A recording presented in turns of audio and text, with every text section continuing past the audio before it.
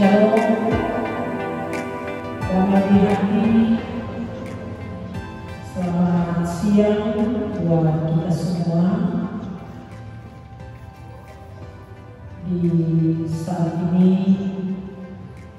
kita menaikkan syukur kepada Tuhan karena kasih dan anugerahnya yang kita boleh rasakan, kita alami, menghantar kita boleh ada di hari ini dalam perjumpaan yang indah lewat program bersama dari Lembaga Penelitian dan Pengertian Masyarakat Universitas Sahabat Pelangi dengan kita yang ada di Jemaat Ibnu Saiful Motoling 1. Di kesempatan ini menyampaikan selamat datang, selamat melaksanakan tanggung jawab lewat program bersama dan selamat membagi pengetahuan untuk orang, selamat melayani lewat program ini. Pasti Tuhan Yesus memberkati program di hari ini, bahkan untuk keberadaan tim, tapi juga selamat datang untuk teman-teman pelayan di akhir penatua, bahkan juga jemaat yang sudah hadir walaupun baru seberapa. Dan sekali lagi selamat datang, pasti Tuhan memberkati kita semua. Saat ini mengawali penyuluhan atau kegiatan ini telah kita berdoa Tuhan. Kita akan berdoa. Sebelum berdoa kita lakukan ya Tuhan dia berjalan dalam Tuhan dan Roh Kudus. Amin. Demikian untuk kegiatan ini boleh dibuka dan selanjutnya diserahkan kepada tim dosen.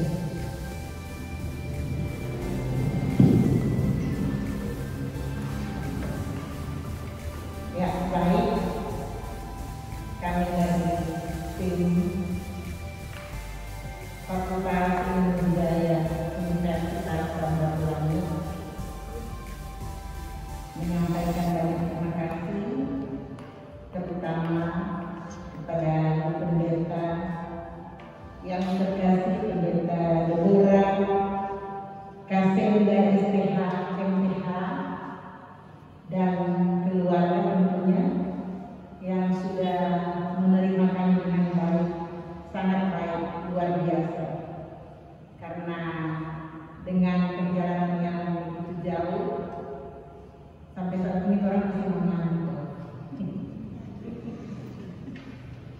Tapi inilah tugas yang harus kami laksanakan karena sudah diprogramkan jauh sebelumnya.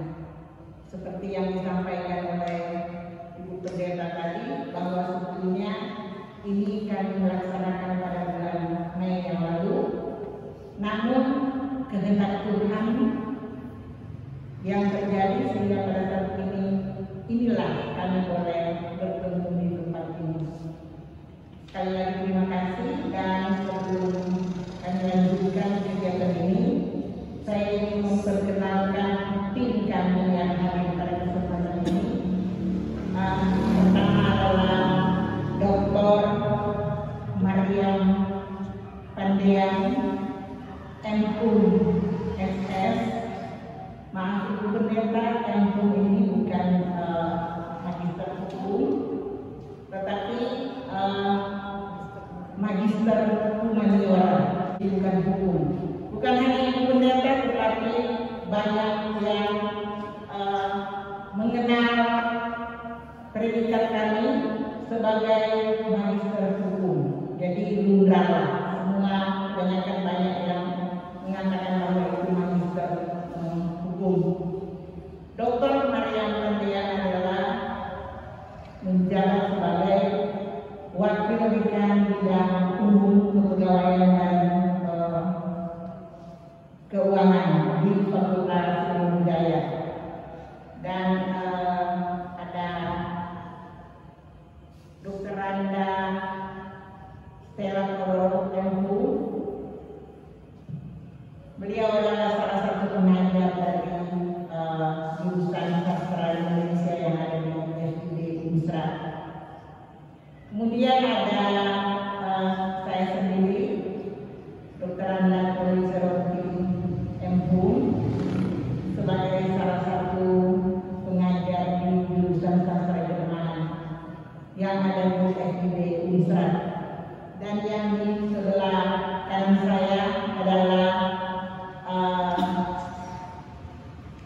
kandidat doktor dari Universitas Samratulangi.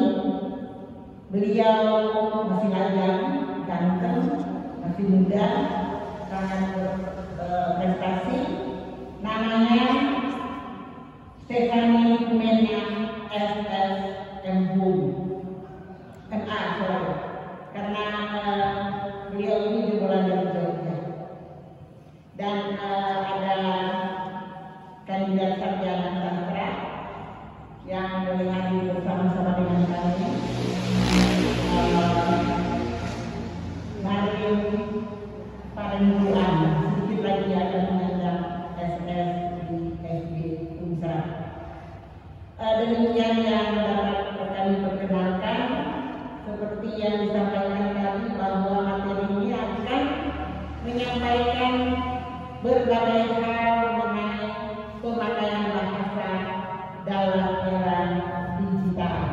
Ya, orang berpikir so enak, boleh mau sampaikan informasi apapun, boleh baku Facebook, boleh kasih undangan, boleh sebagai informasi dan sebagainya. Namun semuanya itu mempunyai aturannya masing-masing dalam pemakaian bahasa. Demikian yang dapat kami sampaikan. Selanjutnya saya serahkan kepada Dr. Maria Kandang SFM silakan. Baik, terima kasih. Shalom. Damai hati, shalom. Puji Tuhan. Sungguh saya bersyukur kepada Tuhan mulai berada di Desa Motoling Satu. Tahun lalu saya dengan tim berada di Belang, demi damai Belang. Ya, tahun ini saya memilih demi Zaitun Motoling Satu, dan kami sampai di sini memberikan atau ingin memberikan penyuluhan atau sosialisasi. Merupakan kewajiban seorang dosen untuk melaksanakan tridharma. Salah satu dharma itu adalah pengabdian kepada masyarakat. Nah, dharma pertama itu adalah pendidikan, kami mengajar. Dharma yang kedua kami meneliti. Dharma yang ketiga kami mengaku. Jadi itu komplit. Seorang dosen bukan cuma tahu di depan kelas atau sekarang di depan laptop ya, karena daring. Tetapi kami juga harus tahu turun ke masyarakat, melihat dari dekat masyarakat, dan ini termasuk masyarakat sosial di tempat atau di gereja dalam pelayanan. Nah, kami memilih tentang topik ini, bahasa dan berbahasa santun di media sosial, karena ini terkait dengan ilmu yang kami geluti. Jadi seorang dosen dia akan memilih, kalau dia seorang sarjana hukum, doktor hukum, dia akan memberikan penyuluhan tentang hukum. Sekarang kita akan ikuti bersama pemaparan tentang bahasa dan berbahasa santun di media sosial oleh saudara Stephanie Mena SSMA. Waktu ini diberikan, kita santai saja ya, tidak usah terlalu tegang, sebentar. Ketika ada diskusi kita boleh menanggung ya. Silakan.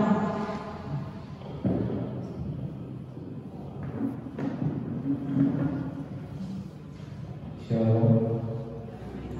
Damai hati. Saya tidak akan terlalu banyak tidak akan bertele-tele, tetapi yang pasti tentunya saya harus berterima kasih terlebih dahulu kepada Ibu Pendeta beserta keluarga dan juga jemaat dari Zaitun Motoling Satu yang telah memfasilitasi kami untuk melakukan kegiatan PKN di sini. Dan tentunya saya juga harus berterima kasih kepada dosen-dosen senior saya. Di sini ada mantan dekan Fakultas Ilmu Budaya, ada wakil dekan dan juga dosen saya Sastra Indonesia. Dan kalau mungkin ada pertanyaan kenapa saya paling muda kemudian saya diberikan kesempatan untuk berbicara di sini. Nah, itulah budaya di Fakultas Ilmu Budaya. Mereka memberdayakan yang muda supaya dapat melakukan proses di masyarakat. Dan untuk itu saya mengapresiasi kesempatan yang telah diberikan oleh senior-senior saya. Dan saat ini saya diberikan kesempatan untuk membawakan materi bahasa dan berbahasa santun di media sosial. Nanti sebentar akan saya berikan beberapa contoh kasus real time, bahkan ada yang sementara dan sedang kami kerjakan, kasus-kasus yang ada di Polda, Polres mengenai ujaran-ujaran kebencian yang kemudian beberapa menjerat pelakunya masuk ke dalam bui, ya. Nah, tetapi sebelum itu tentu saya akan memberikan sedikit komentar, ya, mengenai bahasa. Nah, sebenarnya apa sih bahasa?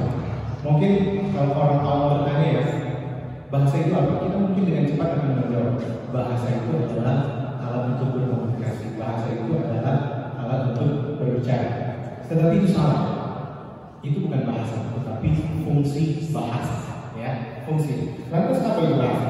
Bahasa adalah bunyi yang bermakna. Seperti yang sedang saya lakukan sekarang. Saya ini sedang melakukan atau mengeluarkan bunyi-bunyi. Dan kebetulan bunyi itu adalah bunyi yang bermakna. Kalau tidak bermakna berarti dia bukan bahasa. Nah, kemudian ada definisi dari Kamus Besar Bahasa Indonesia mengatakan bahwa bahasa adalah sistem lambang bunyi yang arbitrary. Jadi kalau kita berkata bahasa itu bunyi bermakna, mungkin itu konteksnya masih pada bahasa lisan. Tetapi kalau sistem lambang itu sudah bahasa lisan dan bahasa tulis, ya. Nah, kemudian fungsi bahasa itu apa? Ada banyak. Ada alat untuk berekspresi, alat untuk berkomunikasi, alat untuk beradaptasi, alat untuk berintegrasi, dan yang terpenting adalah alat untuk berpikir. Coba tambah bahasa, kemudian ada berpikir. Bisa tidak? Tidak akan bisa, ya. Jadi sebelum terucap, sebelum terlisankan, sebelum tertulis, bahasa sudah menjalankan perannya di dalam otak kita, ya. Jadi istilahnya kalau mobil tanpa bensin dia tidak berjalan. Jadi otak tanpa bahasa tidak akan berjalan. Mungkin bisa berjalan tetapi tidak seefektif apabila dia menguasai bahasa, ya.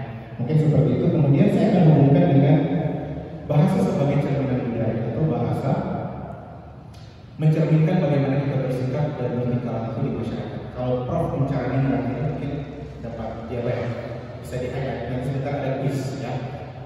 Kuncara ini mengatakan bahwa kebudayaan adalah pikiran, karya, dan hasil karya manusia, ya. Bla bla bla bisa dibaca sendiri. Kemudian saya hubungkan lagi bahasa sebagai alat untuk berpikir. Di bawahnya bahasa sebagai alat untuk berpikir. Nah, kesimpulannya adalah apa yang kita pikirkan itu mencerminkan seperti apa kita itu. Kalau kita tutur katanya lembut, tutur katanya baik, tentu kita adalah orang yang baik. Kalau kita tutur katanya kasar, kemudian tidak sopan, tentu menggambarkan bahwa kita adalah orang yang kasar atau orang yang tidak sopan. Nah, mungkin itu sedikit, ya, tentang bahasa. Nah, kemudian berbahasa santun. Saya ambil dari Kamus Besar Bahasa Indonesia. Santun itu apa? Santun itu halus dan baik. Nah, di situ ada penekanan budi bahasanya, tingkah lakunya, ya. Sabar, tenang, kemudian penuh rasa belas kasihan, suka menolong. Jadi berbahasa yang santun adalah berbahasa yang paling tidak kalau orang Kristen bilang adalah bahasa yang mendamaikan, bahasa yang menopang, bahasa yang suportif, bahasa yang memberikan dukungan, bahasa yang mengangkat derajat seseorang. Bukan bahasa yang merugikan, atau bahasa yang artinya melukai hati seseorang. Nah, sedikit itu tentang bahasa dan berbahasa santun. Kemudian saya akan masuk pada budaya bahasa yang berdampak hukum di media sosial. Nah, ini sedikitnya ada dua jenis, ya. Ada yang namanya perundungan atau fitnah. Perundungan ini mungkin istilah eufemisme atau penghalusan dari yang namanya bullying,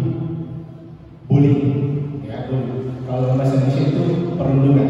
Nah, perundungan itu apa? Perundungan ini kalau di kamus juga ada proses atau cara perbuatan merundung. Merundung itu apa? Merundung itu menyakiti orang lain, baik secara fisik maupun psikis. Nah, dengan bahasa kita dapat menyakiti orang lain secara psikis. Tetapi kalau psikisnya sudah kena, anak muda yang sekarang kalau kena mental, ya pasti fisik juga kena, ya kan? Nah, kemudian fitnah. Fitnah itu apa? Fitnah adalah perkataan bohong, ya. Sekali fitnah adalah perkataan bohong atau tanpa berdasarkan kebenaran yang kemudian disebarkan untuk menjelekan orang lain.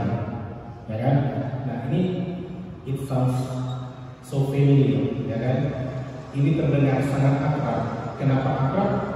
Karena mungkin sedikit banyak gibah atau menggosip juga berakar di kebudayaan kita. Kita tidak boleh menghindari, tetapi menggibah atau menggosip itu adalah sedikit dari kebudayaan kita. Jadi kalau kita bicara kebudayaan sebenarnya ini bukan karena dia tidak berbudaya berarti dia anaknya tidak baik, tetapi budaya ini kan pikiran ya, kemudian dimanifestasikan melalui tindakan dalam kehidupan bermasyarakat. Jadi kalau gibah ada dalam pikiran kita, kemudian kita lakukan itu secara umum di masyarakat, itu juga termasuk budaya. Ya, jadi sekarang kita bagaimana kita mau menerapkan apa, kita mau menerapkan itu atau kita mau menekan itu supaya kita tidak menjadi orang yang melakukan budaya gibah atau budaya menggosip, memfitnah atau menuduh, apalagi sekarang. Ya, kenapa saya katakan ini sangat akrab? Karena sebenarnya kalau mau dibilang ini adalah dosa lama, kan? Sejak dulu sudah ada, tetapi sekarang mendapatkan wadah yang baru, media yang baru. Nah, media itu disebut dengan media sosial, ada Facebook, Instagram, Twitter, dan lain-lain. Ya. Nah, ini adalah salah satu contoh kasus yang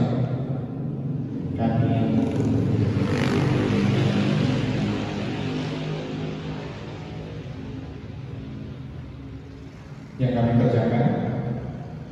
Bisa dibaca kan? Nah, itu ada salah satu status dari seorang perempuan, kemudian dia melampirkan foto. Dari itu saya sensor bukannya, tetapi yang di foto itu bukan yang menulis status, tetapi diposting oleh perempuan lain-lain. Ya, jadi konteksnya si ibu ini punya suami. Ibu ini punya suami dan suaminya ini polisi, dan ada indikasi bahwa suaminya ini yang polisi ini berselingkuh dengan perempuan lain. Nah, perempuan ini yang membuat postingan ini. Ya, jadi dia mengatakan, coba kita mengambil luka, ini sama dengan biapon, kiri kanan bangka sama dengan banci pemuka yang baru bangun tidur. Nah, ini dapat kita katakan sebagai perundungan atau bully, cyberbullying. Kenapa bully? Pertama karena mukanya ini disamakan dengan bakto, disamakan dengan biapon. Siapa yang suka? Di muka kasih sama dengan biapon, kan tidak ada. Kemudian mukanya ini indikasikan karena sama dengan biapon jadi bangka. Nah, kalau bangka itu dalam bahasa Indonesia diterjemahkan sebagai bengkak. Bengkak itu apa? Bengkak merupakan tonjolan di atas permukaan kulit yang kemudian disebabkan benturan atau penyakit. Jadi otomatis si perempuan ini, si ibu ini dikatakan punya penyakit. Kemudian yang ketiga banci, seperti banci. Ya. Kali ini mengatakan banci merupakan laki-laki yang bertingkah laku dan berpakaian sebagai perempuan, wanita Adam. Hawa Adam atau wanita pria. Nah, ini kan jelas-jelas perempuan, kemudian dikatakan sebagai banci. Otomatis tidak sesuai dengan fakta yang ada, sehingga dirumuskan sebagai perundungan. Ya. Kemudian ada lagi, kalau gambar dari orang lelaki, dasar janda tua yang sangat melaku, bagoso orang lelaki yang beda jauh sekali lebih umur, memang dasar yang tahu malu dan yang tahu diri. Nah, jadi ada beberapa penanggalan yang perlu digarisbawahi. Kenapa? Ini termasuk dalam perundungan atau cyberbullying. Pertama, kata-kata. Nah, data ini kan punya konotasi negatif, khususnya untuk perempuan. Sebenarnya laki-laki pun bisa, laki-laki ini memang laki-laki ganteng. Itu apa? Itu sama saja. Bukan berarti ini dalam lingkup gender ya. Kadang-kadang kata-kata ini diasosiasikan kepada perempuan, tetapi laki-laki pun bisa. Ya. Tapi memang lebih banyak ke perempuan. Nah, ini konotasinya kan tidak bagus ya. Kalau dalam konteks bahasa Indonesia, kata-kata ini diartikan sebagai perasaan suka atau ingin bersetubuh. Ya. Maaf kalau ini konten yang jelas, tapi orang di sini kan semua sudah menikah. Kemudian kata tidak laku, kata tidak laku mengindikasikan bahwa perempuan itu adalah barang dagangan, ya kan? Bahwa perempuan itu adalah komoditas. Apakah kita mau dilihat sebagai objek untuk dijual? Kalau kita dibilang tidak laku, ya memang Memang kenapa? Kita kan tidak menjual diri, kan seperti itu. Kemudian kata goso, ya kan? Nah goso kita goso baju, setrika.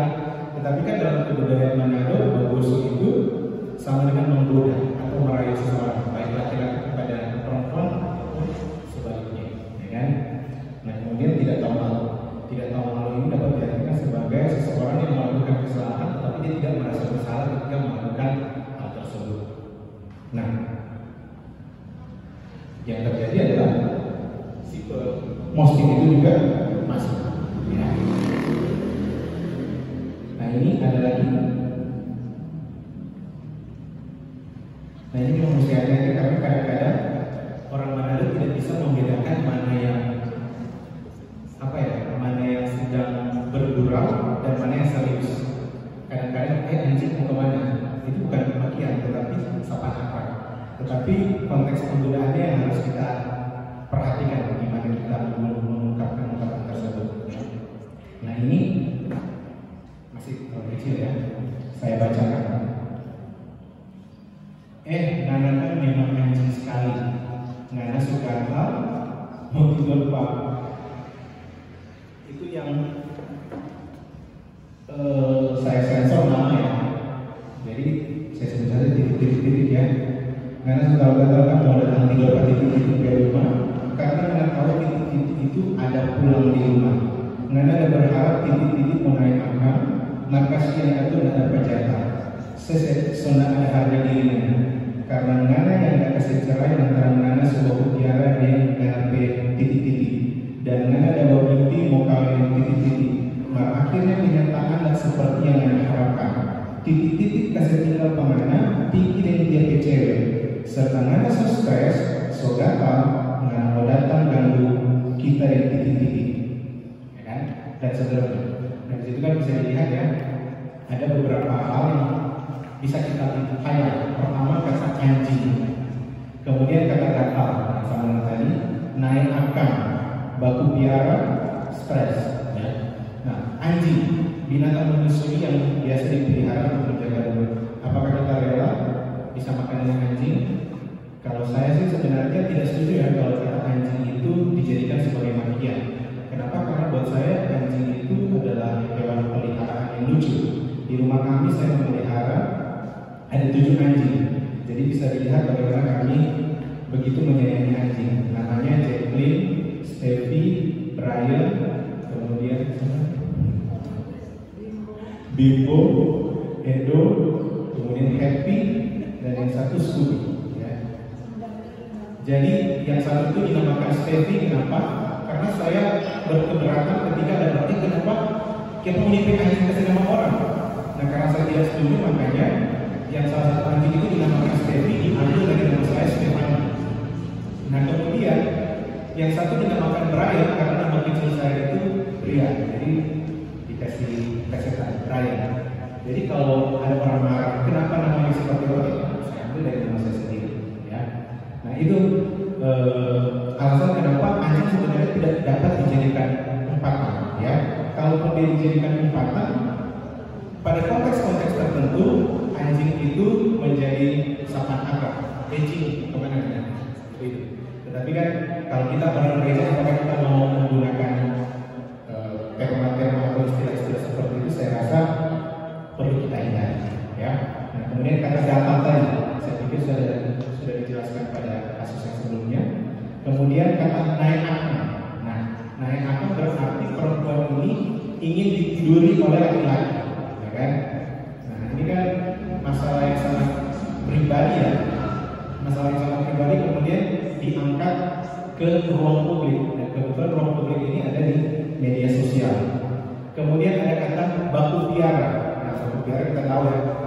Kita orang timur, bukan orang barat. Kalau di Amerika sana atau di Eropa, orang pacaran sudah tinggal sama-sama tidak apa-apa.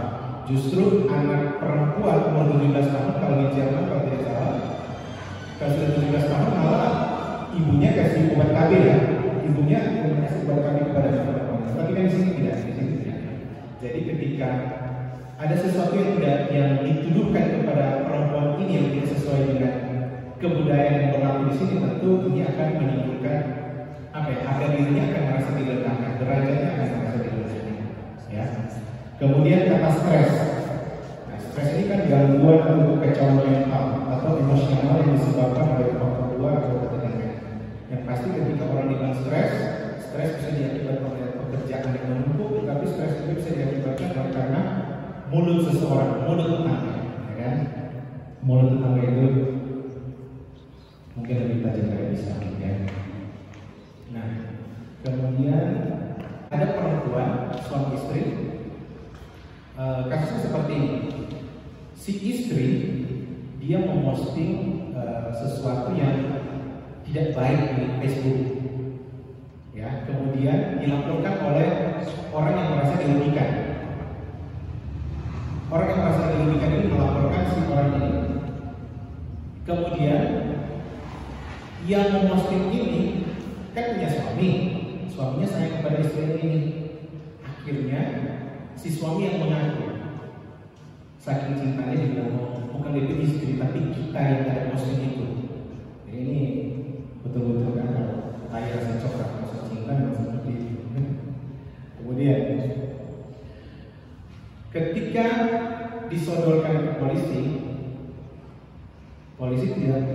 tidak bodoh. Mereka menangani, kemudian menganalisis bahasa yang digunakan di situ. Kalau mungkin teman-teman atau bapak ibu bisa melihat, kami mengumpulkan dua data postingan antara si istri dan si suami. Kemudian kami melakukan perbandingan di situ. Nah, yang paling menonjol adalah penggunaan emoji. Jadi salah satu syarat, maksudnya kiat kalau teman-teman ingin supaya tulisannya akan ditulis jangan pakai emoji, ya, karena emoji itu bisa menjadi pertanda atau identitas kita saat melakukan investigasi. Kalau lihat, ini adalah postingan dari istri. Dia banyak sekali emoji, ada emoji iblis, ada emoji sedang marah, ada emoji tertawa. Itu kan dua postingan. Nah, itu yang saya tandai di kotak warna merah. Kemudian ini juga. Jadi setiap kalimat itu diikuti dengan emoji yang bernuansa kalimatnya, ya. Kalau sedang marah dia pakai emoji, kalau tertawa dia pakai emoji tertawa, kalau marah sekali dia pakai emoji iblis. Jadi di sini emoji menjadi penanda identitas dari si istri. Nah, kemudian kami diberikan juga postingan dari si suami. Nah, si suami juga menggunakan emoji, tetapi karakter emojinya itu dia tidak sama dengan si istri. Si suami ini cenderung menggunakan senyum atau lipat tangan. Kemudian ini bisa dilihat. Bahkan ada emoji seperti ini. Ini kan laki-laki sekalian. Kalau laki-laki dulu zaman dulu berfoto selalu begini, ya kan? Tapi kan kalau perempuan nggak begini. Nah, ini juga masih ada. Bahkan ada postingan yang tidak menggunakan emoji sama sekali. Sementara si istri selalu menggunakan emoji. Nah, dari sini saja kita bisa melihat penggunaan bahasanya seperti apa, atau simbol-simbol yang terkandung di dalam postingan itu dapat membedakan karakteristik penulisan postingan si istri dengan si suami. Jadi otomatis pengakuan si suami ini dapat ditetapkan. Jadi si istri ditetapkan sebagai tersangka, ya. Nah, ini yang terakhir, ini bukan orang biasa. Ini salah satu wali kota, mantan wali kota. Jadi ini bukan postingan, tetapi live di Facebook. Tetapi videonya tidak akan saya tayangkan. Tetapi garis besarnya beliau mengatakan seperti ini. Kita ini Pak, dia wali kota yang ada cuti kemudian berkampanye. Jadi kita kembali sebagai wali kota titik akan membuktikan kalau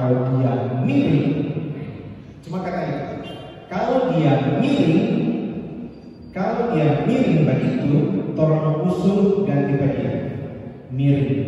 Dia itu maksudnya palak, ya. Kalau palak itu miring, tolong usul mau ganti. Kalau kata dia sudah diulang wali kota.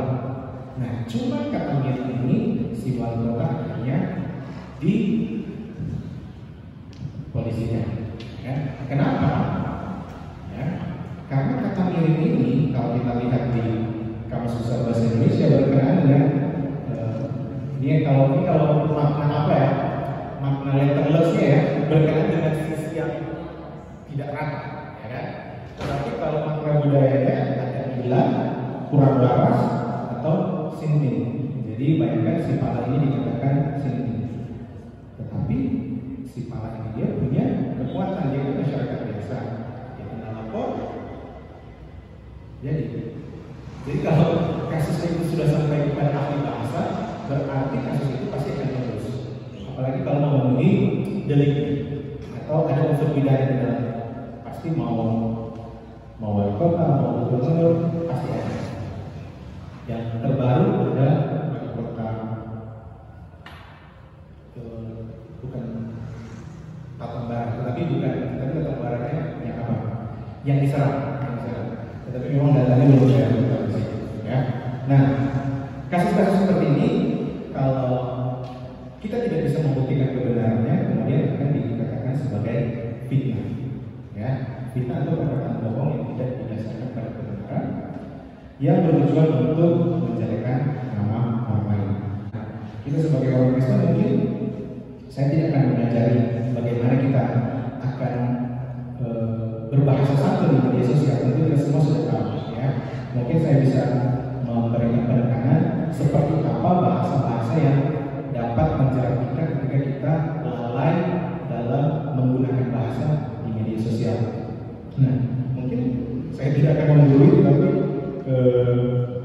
yang bisa saya katakan di sini bahwa ada kutipan dalam kitab, bisa Anda baca sendiri di sini adalah hendaklah kamu saling mengasihi sebagai saudara dan saling mendahului dalam memberi hormat. Ketika kita saling mendahului memberi hormat baik di media sosial atau dalam kehidupan nyata, saya pikir kasus-kasus seperti ini tidak akan terjadi, ya. Nah, saya pikir ini yang dapat saya sampaikan. Kalau mungkin ada yang mau ditambahkan oleh bisa-bisa yang lain, saya persilakan. Atau kalau mungkin ada Bapak Ibu atau adik pemuda yang ingin bertanya atau berdiskusi, ruang diskusi saya buka dan mungkin akan dipimpin oleh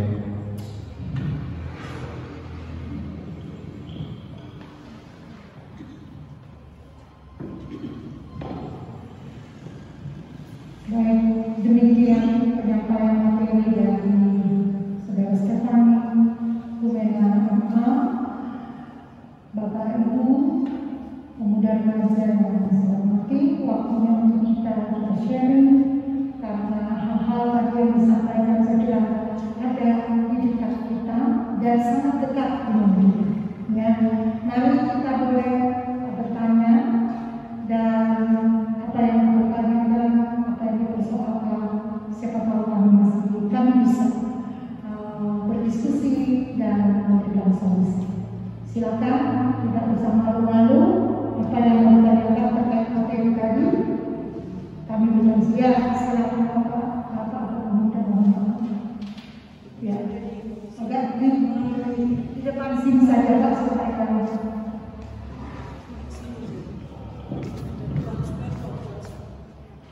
Terima kasih. Jadi dari apa yang sudah dijelaskan tadi. Mohon maaf, bukan jadi biar kami membuat apa namanya video itu habis. Ya, terima kasih sebelumnya. Nama saya Stefan Tubebu. Saya ada di sini sebagai pelayan khusus yang dari Jemaat 15. Ya. Sebelumnya ketika penyuluhan ini disampaikan tadi sebelum saya di sini, saya meminta saya apa sebetulnya yang akan dijelaskan dalam penyuluhan ini. Terus terang memang ada sedikit tapi saya pastikan datang dan memang benar, penting sekali bagi kita untuk mengetahui hal ini, dan baik sekali ketika kita mendengar yang menjadi pertanyaan bahkan juga apa yang saya tanyakan ini dari apa yang sudah dijelaskan tadi sebetulnya kaitan dengan bahasa-bahasa yang digunakan dalam media sosial yang baik dan yang tidak baik, sebetulnya itu sudah ada di kita bahkan hampir setiap jam orang melihat khususnya. Justru kalau pribadi saya melihat dari apa yang sudah ditandai nanti banyak bahasa yang terlalu bahasa-bahasa yang sebetulnya ketika mendengar tadi tidak baik sebetulnya itu sering dan selalu orang baca orang lihat di postingan, bahkan itu juga ada yang lebih dari itu. Nah jadi pertanyaan tadi disampaikan bahwa yang memposting kata-kata itu ada yang sudah dikondisikan. Nah kalau orang di luar banyak yang sebetulnya orang lihat, tapi yang jadi pertanyaan apabila yang dia katakan dalam postingan itu benar ada contoh kecil kalau perselingkuhan, benar dia istri sudah berselingkuh dengan orang lain, dari apa yang dia posting itu sebetulnya betul. Tapi bagaimana kalau dilaporkan oleh atau dilaporkan oleh yang disebutkan dalam postingan itu atau lawan apa, terus ditelusuri itu benar. Nah, kira-kira yang mau dikondisikan seperti apa yang mau ditelusuri? Maksudnya di sini betul sebenarnya yang dia bilang, tapi kalau ditelusuri kaitan dengan bahasa-bahasa tadi, ya seperti apa? Dan berikut juga banyak yang terkait, tapi karena sampai saat ini belum ada hal yang membuat katakanlah efek jerah bagi para pengguna media sosial. Seperti yang saya katakan tadi banyak yang bertemu, cuma karena tidak ada tindakan atau tidak ada yang melapor atau tidak ada yang memproses hal-hal seperti ini, jadi sepertinya sudah biasa orang lihat di media sosial. Jadi kira-kira bagaimana untuk menunjukkan hal yang memperkuat bahwa itu tidak baik dan akan ada sanksi. Akan ada sanksi ketika kita mengeluarkan kalimat-kalimat yang tidak baik di media sosial. Kalau orang itu tadi ada hukum yang mengatur bahwa untuk penjara yang 4 tahun, tapi karena belum ada yang orang lihat secara langsung prosesnya orang yang melakukan itu seperti apa, jadi ini mungkin jadi permasalahan di sini di media sosial karena belum banyak yang terjadi. Tapi kita tidak menunggu, tapi setidaknya ada efek jerah bagi mereka yang melakukan itu. Dan jadi pertanyaan, siapa yang akan melapor? Siapa yang akan melapor? Lantas itu akan menjadi bukti bahwa orang yang melakukan ini akan ada sanksi. Artinya memperkuat dari apa yang sudah dijelaskan tadi. Yang mungkin masih ada masalah khusus kalau ada. Terima kasih. Baik, terima kasih. Yang khusus, ya ada 2 hal yang ditanyakan. Yang pertama, kalau yang ditulis dalam laman Facebook atau di media sosial itu sesuatu yang benar, bagaimana? Yang kedua, sudah terbiasa melihat yang sudah dipostingnya bahasa-bahasa seperti itu. Terus kenapa tidak ada tindakan atau apapun lah supaya ada efek jerah untuk mereka yang menulis-nulis seperti itu? Ya, itu yang saya tangkap. Saya serahkan ini kepada pemateri.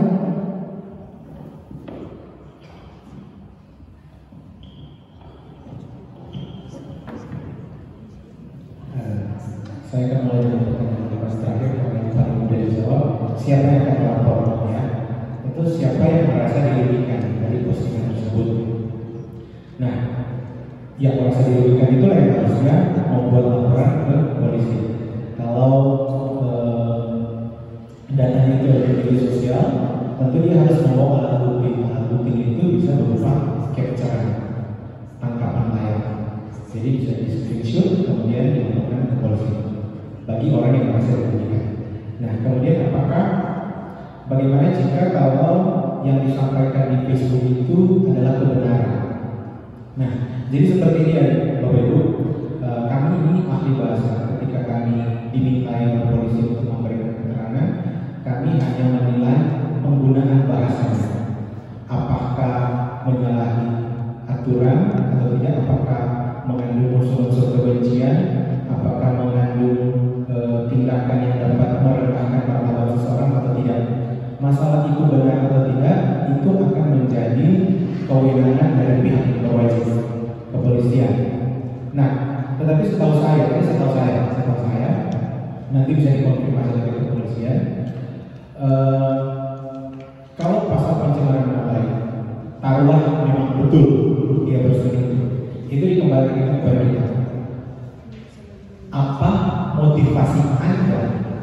Apa intensi atau tujuan Anda menyebarkan itu di Facebook? Kalaupun itu benar. Kalau kita bilang kan kasih itu menutupi segala sesuatu. Kalau Anda membongkar aib, berarti intensinya itu apa? Jelek atau kasih? Nah, itu bisa kita lihat. Mungkin bisa dicermati dulu ya. Jadi kasih itu menutupi segala sesuatu. Jadi kalau kita melihat ada orang yang berbuat aib atau ada aib keluarga kita, mungkin kemudian kita angkat ke permukaan. Jadi kembali kepada kita, intensimu apa? Tujuanmu apa? Mengumbar aib orang lain, ya kan? Nah, itu mungkin pertanyaannya menjadi kontroversi seperti itu. Tapi masalah benar atau tidak itu adalah kewenangan pihak berwajib. Seperti itu Pak. Mungkin ada yang lagi? Atau bisa diterangkan? Maksudnya sampai sekarang tadi orang sering lihat. Kira-kira ada tindakan dari pihak yang maksudnya di sini karena sudah biasa orang baca. Belum ada kasus yang paling jadi kegiatan itu ada terus. Yang tidak ada yang memproses. Oke, mungkin antara dua pertama mungkin orang-orang itu mungkin sudah menebalkan telinga. Pertama itu mungkin pernah menjadi rasa kabar. Mungkin kedua, kalau mungkin Bapak pertanyaannya mungkin ini saya hanya berapa ya? Ini saya berasumsi ya, berasumsi. Apakah ada orang yang hendak mungkin Bapak laporkan karena tindakan itu sudah merugikan, entah Bapak atau orang lain seperti itu? Maksudnya itu kan sudah jadi, kalau sekarang menurut saya masuk banyak salah, sudah dianggap biasa. Tapi ternyata setelah mendengar ini ada sanksi. Kira-kira kalau Bapak Ibu yang menemui hal itu kira-kira seperti apa? Apakah harus dilaporkan atau menurut Bapak Ibu itu sudah melanggar hukum dan tidak ada efek jerah bagi pengguna yang supaya ada efek jerah? Karena sampai sekarang belum ada sesuatu yang membuat orang di media sosial tidak ada rasa takut dengan kalimat itu yang sampai sekarang masih terbiasa. Iya, saya paham pertanyaan Bapak. Jadi sekarang hal-hal yang tadi mengandung unsur-unsur kebencian dan seterusnya itu sudah biasa kita lihat di Facebook, ya, di media sosial. Terus kenapa tidak ada tindakan? Begitu ya mungkin ya Pak. Nah, sebenarnya kalau itu ada tindakan, apabila ada yang melapor, ada yang dirugikan, ya, apa yang kami sampaikan ini hasil dari laporan. Jadi yang kami sekarang sampaikan, data yang kami tunjukkan tadi semua itu karena ada laporan. Nah, kalau tidak ada laporan, mungkin Bapak katakan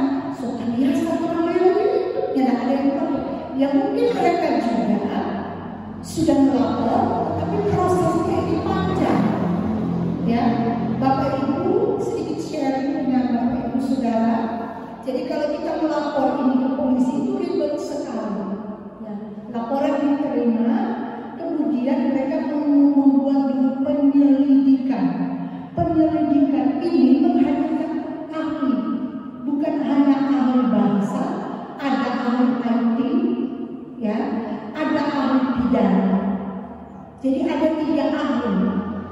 Yang terakhir memang ahli bahasa. Ketika ahli bahasa membaca ini, mereka katakan iya, ini dapat mencemarkan nama, dapat menurunkan derajat seseorang. Nah, ketika kami sudah membuat pernyataan seperti ini, polisi akan naikkan itu, namanya penyidikan sidik. Ini pengalaman ya, artinya kami biasa menangani. Kalau sudah disidik, ini lebih banyak lagi menghadirkan saksi-saksi, data. Jadi Bapak Ibu kadang-kadang banyak orang langsung hapus di beranda kan, itu status. Tetapi ingat, ini mungkin yang tidak disampaikan tadi. Walaupun dihapus, jadi walaupun itu dihapus, kalau itu urusan penyelidikan itu dapat dibuka kembali, bisa mendapatkan itu. Ini teknologi sekarang. Di grup WA pun, Bapak Ibu kami banyak kali ngurus hal seperti itu. Jadi kalau sudah bicara grup, sudah lebih dari 1 orang. Kalaupun japri, ya saya kirim pribadi kepada Bapak dan Bapak merasa saya menghina Bapak, ya Bapak boleh melaporkan saya. Nanti itu akan dilihat unsur-unsurnya. Nah sekarang Bapak tadi katakan bagaimana untuk membuat efek jerah, begitu kan? Ya. Salah satunya membuat kami ada di sini, ya kami menyampaikan kepada Bapak Ibu. Jadi bukan berarti polisi itu berdiam diri. Selama tidak ada laporan masyarakat, polisi tidak bisa proses. Itu kembali kepada pribadi. Ya, tadi Pak Stefani katakan ya soto muka, soto biasa, kita untuk apa? Ini masyarakat. Makanya kerja kami dosen untuk turun. Kami mendekati dulu melalui gereja, melalui jemaah masjid untuk disampaikan. Kenapa? Karena seorang pendeta, maaf kalau saya katakan ini, seorang pendeta masih lebih dikenal, benar nggak? Kalau pendeta ada di atas mimbar, itu jemaat pasti akan dengar, ya. Saya mau tanya, benar nggak? Ini penelitian kami, ya. Ini masyarakat ini semua bagian dari jemaat, baik jemaat gereja maupun jemaat masjid, begitu kan? Sehingga tugas dari tokoh-tokoh agama, tokoh-tokoh masyarakat untuk menyampaikan kepada warga gereja, warga masjid.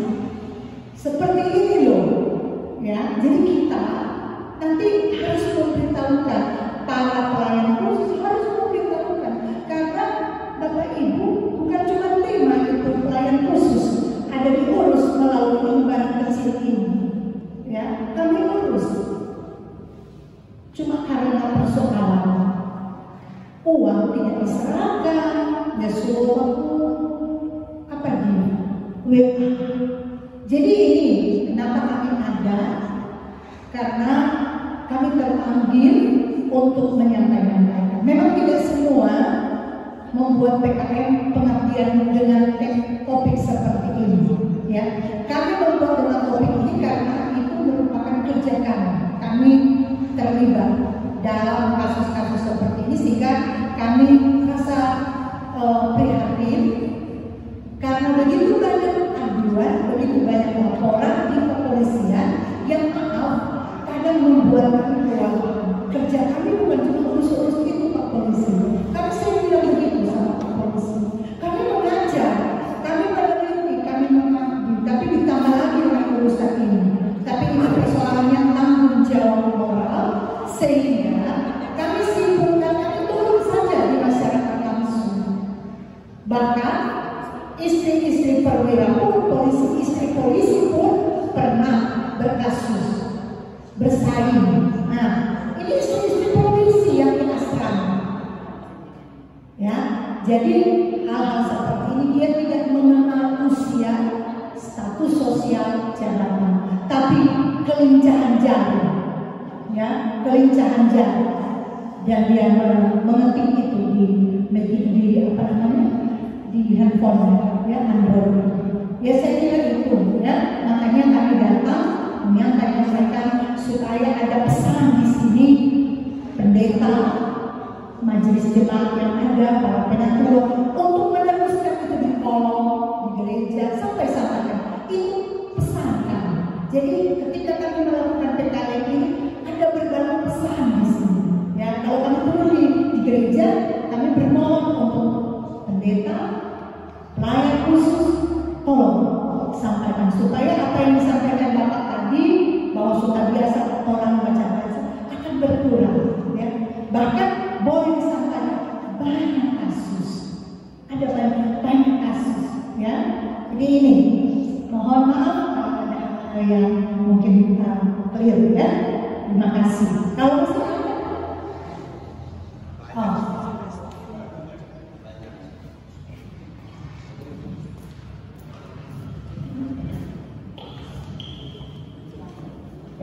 kasih atas kesempatan yang kami berikan. Nama saya pemuda di jemaat sini. Ini terkait dengan pelaporan kesehatan prestasi itu. Tapi kasusnya di sini yang membuat status itu tidak mencantumkan. Tapi di kenyataan di kehidupan sehari-hari memang yang membuat status tersebut itu memang ada masalah yang begini. Contohnya kalau misalnya di dalam Injil di kehidupan sehari-hari memang ada beberapa salah. Terus dikenalkan di atas status hal-hal yang buruk, tapi dia mencantumkan tidak kenangan di status itu. Apakah kita yang masuk ke ini bisa melaporkan hal tersebut dan pasal mana yang boleh mendukung kita dalam bisa terima kasih. Baik, menarik sekali. Ini yang kami mau tunggu terus. Ternyata ada pertanyaan seperti ini, ya. Jadi kalau ada status yang mengungkapkan perselisihan misalnya ya antara dua orang ini, kemudian istilahnya tersinggung, ya saya. Nah, bagaimana ini proses orang melapor, gitu kan? Ya, ini Stefan menjelaskan.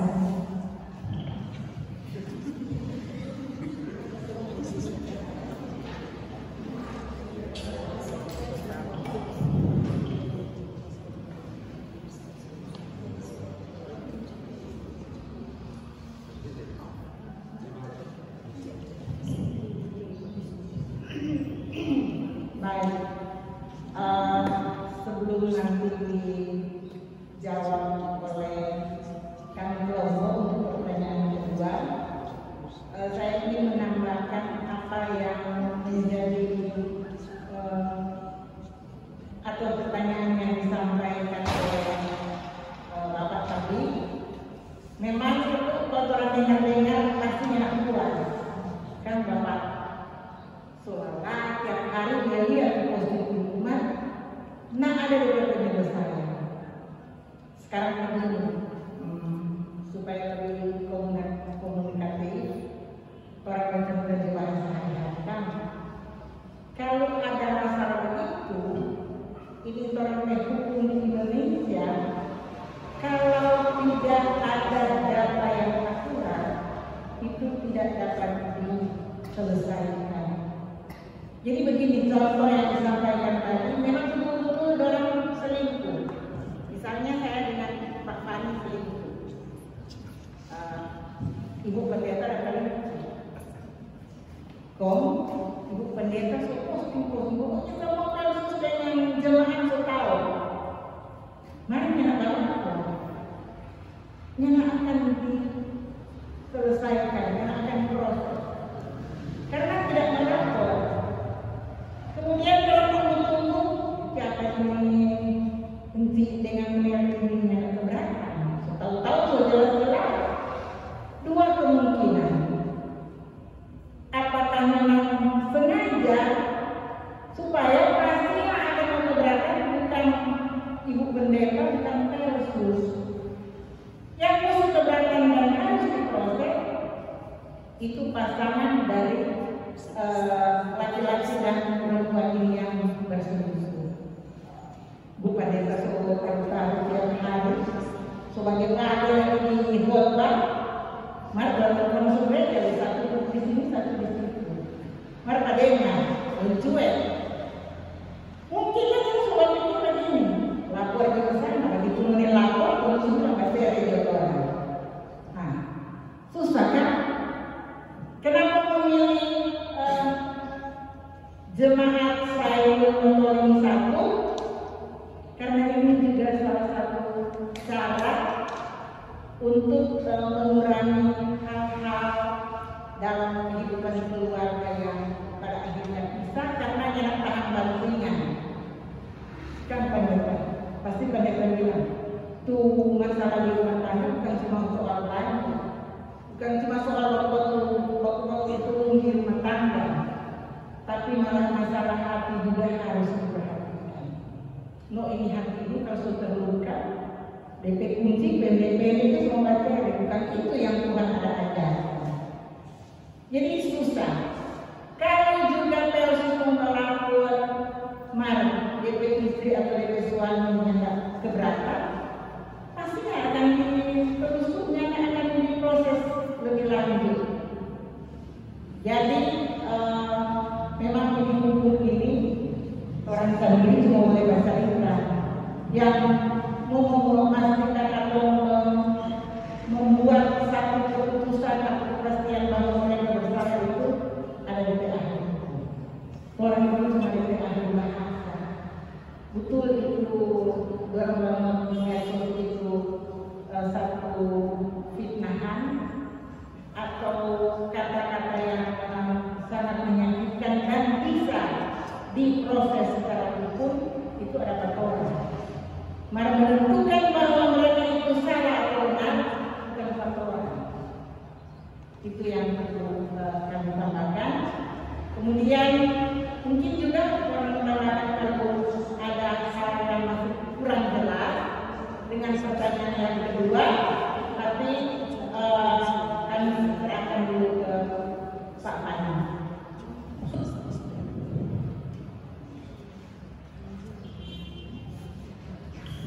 Iya, terima kasih. Menambahkan pertanyaan dari Bapak tadi. Ini saya kasih pertanyaan. Kira-kira bahasa seperti ini bisa terjadi atau tidak? Ketika ini posisi ini, misalnya saya ingin menghubungi teman saya telepon, saya SMS, saya balas, kemudian saya tag dia di Facebook, kemudian saya bilang, babi anjing ada di mana kan? Angkat telepon. Kira-kira ini bisa nggak? Ini kira-kira saja.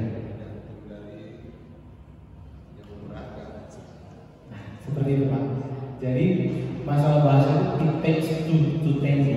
Jadi dia melibatkan dua pribadi ya. Nah, ini bisa tidak bermasalah, bisa juga bermasalah. Tergantung siapa yang merespon.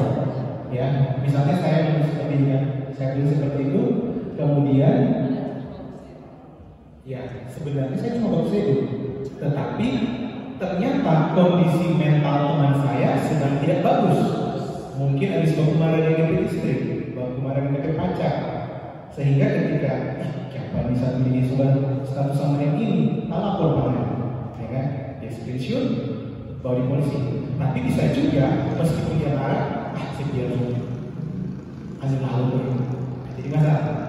Nah sekarang tinggal tergantung kita mau mengambil posisi yang mana. Ya. Kemudian kalau yang tadi, bagaimana dengan postingan-postingan yang sudah mengarah tetapi tidak menyebutkan nama. Sekali lagi saya mengatakan kalau masalah hukum mungkin ini dapat ditelusuri lebih lanjut ke ahli pidana. Yang masalah kami hanya meneliti masalah bahasa. Tetapi kalau boleh saya tambahkan, mungkin sistem hukum kita mungkin juga bisa koreksi dari nanti ini jebolan Atmajaya, hukum Atmajaya. Sepertinya kalau di Indonesia sistem hukumnya belum bisa mengcover ketika tidak menyebutkan nama, ya kan? Seperti kalau kita dengar juga teman Paris ya, teman Paris kalau di perdebat Instagram selama dia sudah sudah membaca sudah tapi tidak menyebutkan nama, tidak akan bisa terjerat, ya. Beda mungkin kalau di Amerika. Di sini ada yang mengikuti kasus Amber Heard dan Johnny Depp. Ada yang menang siapa? Johnny Depp, ya kan? Kenapa? Karena Amber Heard dia menuliskan di media sosial, salah satu media sosial Amerika, kalau dia adalah korban kekerasan dalam rumah tangga. Dia tidak menyebutkan nama Johnny Depp di situ, tetapi semua orang tahu kalau dia menikah dengan Johnny Depp. Akhirnya dia mendapatkan pidana, ya kan? Deliknya ada, pencemaran nama baik, sehingga Johnny Depp itu rugi kan, jadi dipecat dari Disney, tidak lagi bisa membintangi Pirates of the Caribbean, ya, Charlie Chaplin, ya kan? Jadi dia dipecat dari rumah produksi yang memberikan dia peran Jack Sparrow, ya. Jack Sparrow. Seperti itu. Kalau di Amerika mungkin sudah bisa, asal mungkin faktanya itu bisa terlihat jelas meskipun tidak menyebutkan nama, tetapi penjurusannya itu sudah terlihat jelas, itu bisa ditangkap. Tapi kalau di Indonesia sepertinya belum. Ya. Mungkin seperti itu. Ya. Ada lagi?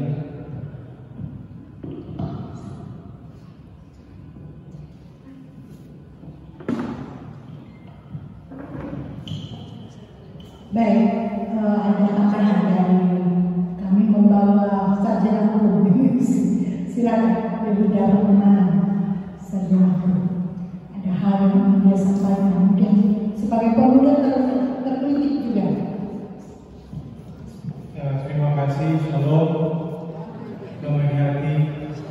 Perkenalkan saya Ibu Daruna. Bagian dari mereka sebenarnya cuma tidak bagian dari Nusrat. Karena saya kuliah di luar, saya lulusan Atmajaya Jogja, Fakultas Hukum, jurusan ilmu hukum, tapi hanya konsentrasi saja yang saya berbeda. Saya mengambil konsentrasi hukum internasional, tapi masalah-masalah seperti ini itu basic atau dasar dari bidang saya.